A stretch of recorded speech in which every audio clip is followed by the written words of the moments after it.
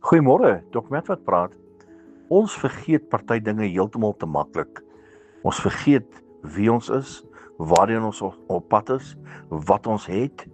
En dan kom daar 'n ou liedjie wat op by my wat sê, tel jou seëninge, tel hulle een vir een. Count your blessings, count them one by one.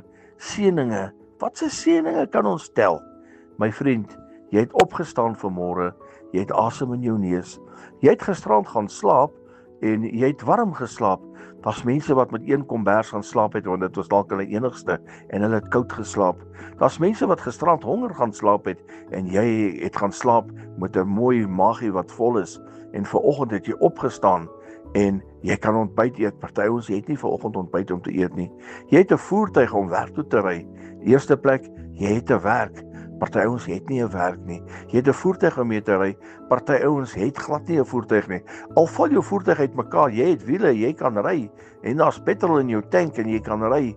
My vriend, begin net rondom jou kyk, al die seëninge van bo, al die blessings wat Jesus elke dag op jou uitgiet. The blessings he bestows upon you day by day. My vriend, tel jou seëninge. Tel hulle, sê vir hom dankie vir dit wat hy doen, dit wat hy vir jou beteken en jy sal verbaas wees hoeveel seëninge hy elke dag op jou uitgiet. My vriend, Jesus seën jou in sy volheid en in sy glorie. Mag jy ook 'n geseënde dag hê. Herlewingsgroete.